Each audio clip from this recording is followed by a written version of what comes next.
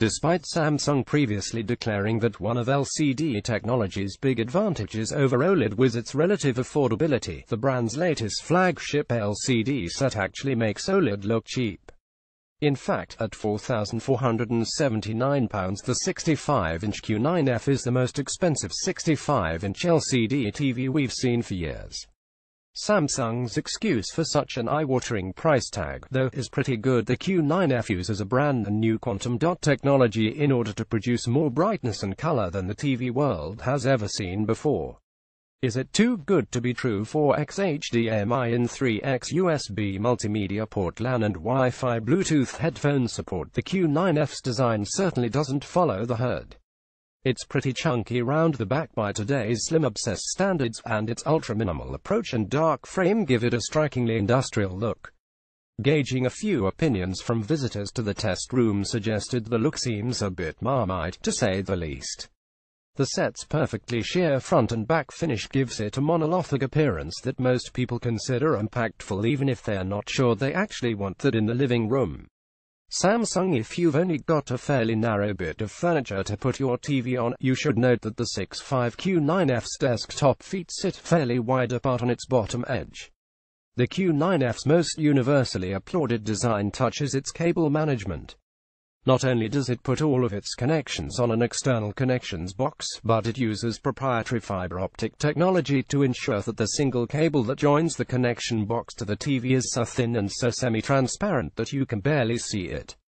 Samsung Invisible Connection explained the connections on the external box are plentiful. 4 HDMIs all prove capable of handling full bandwidth 4K and HDR high dynamic range signals, while 3 USBs can be used for playing multimedia or recording from the TV's Freeview HD tuner to a connected USB hard drive. Plus, there's Wi-Fi and Ethernet network support, plus Bluetooth connectivity to provide you with the only way of using headphones with Samsung's new flagship TV, as there's no headphone jack. There's one final key thing to stress about the qe65q9fam's design: its flat screen. This makes it the first flagship Samsung TV for years that's used a flat rather than curved screen. If you're desperate for curve, then there's the Q8C, but it comes with its own issues. HDR support, HDR10, HLG, HDR10 processing engine, Samsung's proprietary picture engine, HDR SDRTO, HDR conversion system, new processing to drive the new QLED panel design. This is where the qe65q9fam works hardest to justify its hefty price tag. Starting with the fact that its QLED LED panel uses a new type of quantum dot technology to boost its brightness and color performance. What Samsung has done, essentially, is encase its quantum dots in a new metal sheath, enabling them to be driven harder and arranged differently within a multi-layered LED panel design. As a result, the Q9f claims to deliver an unprecedented 2000 nits of peak brightness, plus unprecedented amounts of color volume. Color volume is what you get when you apply different light levels to color. This matters now more than ever before because of high dynamic range picture technology. HDR needs both brightness, and as HDR's expanded luminance range is almost always partnered with expanded color spectrum's wider color support to really shine.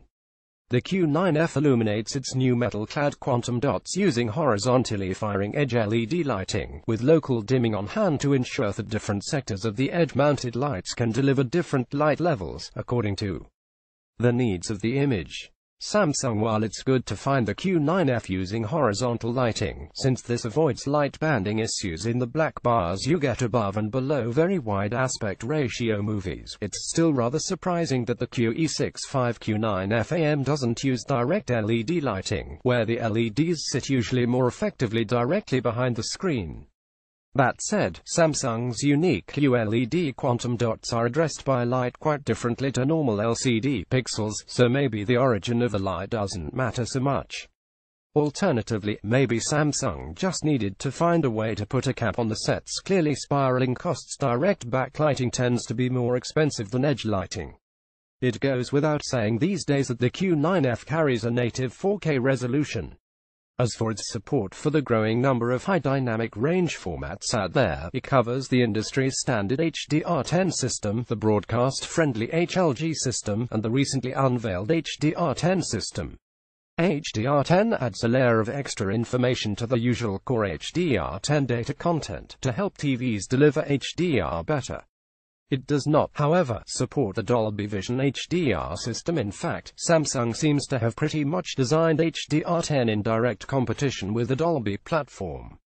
What is Dolby Vision? The HDR tech explained finally, a word on HDR, which is Samsung's system for upscaling standard dynamic range to HDR. This is the most aggressive such conversion system around in the TV world right now, and as such may well appeal to many users wanting to permanently see their expensive new TV running to the extreme of its abilities. However, while Samsung's HDR conversion system is clever enough to deliver some pretty amazing results at times, it can also exaggerate noise in dark areas, and make some colors, especially skin tones, look peaky to say the least. Eden 2.0, including Netflix, Amazon, Now TV, and the key UK catch-up TV platforms.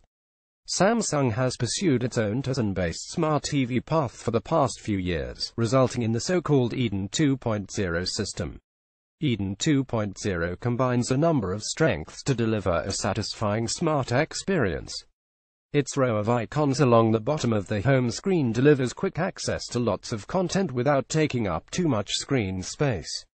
The way a second row of contextual links connects to the selected icon on the bottom row is reminiscent of the best feature of the latest Apple TV menus. The ease with which the icons can be moved around on the home screen makes it highly customizable to suit your particular preferences. Its integrated voice control component is inspired in its simplicity too. Pocketlined finally, in content terms, it's one of the best systems out there, thanks in particular to its focus on the sort of video-based apps that most users will want to find on the television set. For instance, as well as supporting all of the catch-up apps for the UK's big four terrestrial broadcasters, Eden 2.0 carries Sky's Now TV platform and 4K HDR-capable versions of Netflix, Amazon and YouTube. It would be handy if the Q9f smart TV service introduced support for Why the Freeview Player UView, like a growing number of rival smart systems now do. Other than that, though, the Q9f is on point. Samsung's flagship TV for 2017 does some extraordinary and unprecedented things to TV picture quality. For starters, its pictures really are the brightest the TV world has ever seen. You can see this as soon as you start watching HDR content on it, but if you'd rather have a number to work with, it delivers a measurable light output on a standard 10% wide HDR window of more than 1500 nits, rising to nearer 1800 nits over smaller white HDR areas. This enables the qe65q9f to give unprecedented punch and expression to the bright end of the extended HDR light spectrum. Daylight exteriors thus look more lifelike, and there's more intensity to classic HDR highlights such as sunlight glinting on metal or artificial light sources. Even better, the Q9f's extreme brightness together with Samsung's new qled technology and some clever tone mapping processing enables it to produce levels of detail and tonal finesse in peak brightness areas that no other TV can match. This is especially true when watching Ultra HD Blu-rays that have been mastered to a 4000 nits brightness level rather than the more common 1000 nits. In truth, though, it seems to give more insight into the brightest areas of pretty much any HDR content. The extreme brightness Samsung has obtained from the Q9f also contributes to arguably its single most eye-catching and potentially popular achievement: uniquely watchable pictures in ambient light. Thanks to the way the brightness is combined with some frankly incredible light filtering technology, you can watch its pictures in really quite bright living rooms without their intensity looking in any way reduced, or their impact being reduced by on-screen reflections. The effect is so striking that it almost looks supernatural at times, and it's a unique and phenomenally useful ability for the legions of households that routinely end up watching TV in sun-drenched or artificially lit environments. The Q9f's extreme brightness also contributes to an unprecedented color volume performance. This has become a key TV consideration with the advent of HDR technology, and this Samsung's prowess produces levels of vibrancy and color insight with some particularly extreme HDR shots that simply haven't been seen before. So far, so very, very good. However, it turns out there's a price to pay for the Q9f's extreme brightness backlight inconsistencies. When really bright objects appear at the center of dark backdrops, you can sometimes see horizontal bands of light running across the whole image that roughly match the width of the bright objects. This is a pretty much inevitable result of the combination of edge-mounted LEDs and the local dimming Samsung has used to create the Q9f's pictures. And while the light banding effect is not as distractingly stark as you might have expected given the TV's extreme brightness, it's certainly there. Samsung's difficulties of controlling so much brightness with an edge LED lighting system also sometimes impact the set's color presentation. For while colors often look explosively rich, natural and consistent, tones can occasionally become a little bleached in areas where the backlight is having to work especially hard to illuminate a very bright element alongside a rich color. It's important to stress at this point that the Q9f's backlight system doesn't prevent it from being able to hit some of the deepest, richest black levels the LCD world has produced to date. It manages to produce its deep blacks without crushing out as much shadow detail as the vast majority of other LCD TVs too. It's just that when what you're watching contains a really extreme mix of light and dark content, on a TV as bright as this one, not even the best edge lighting management in the world can remove all backlight pollution issues. It's hard not to wonder what might have been if Samsung had used a direct lighting system for its flagship QLED TV, as it has with previous generations of flagship LEDs. Maybe next year. There are a couple of other Q9f issues you should be aware of before parting with so much cash, too. First, HDR color blends can sometimes appear rather stripy, despite this TV using a 10-bit panel. Second, the picture loses color and contrast if watched from much of an angle. This isn't unusual for the LCD TV world, by any means. But it's a touch disappointing here in that it was originally claimed last year that Samsung's QLED technology would pretty much solve LCD's traditional viewing angle shortcomings. Interestingly, the light clouding and banding issues seen with HDR pretty much vanish with standard dynamic range viewing. Indeed, the Q9f's performance with SDR and HD sources is great. It upscales HD to 4K supremely well, adding impressive amounts of sharpness and detail without exaggerating noise or making slender edges look stressed or jagged. And the set's light management reins itself in beautifully to adapt to the much narrower light and color ranges associated with SDR content. The 65-inch Q9f savvily uses its slightly chunky bodywork to pump out a quite impressive audio performance. The sound enjoys a pretty strong dynamic range, with reasonably deep distortion and well-integrated bass at one end, clear but not overstrident trebles at the other, and a wide-open, smooth mid-range in between.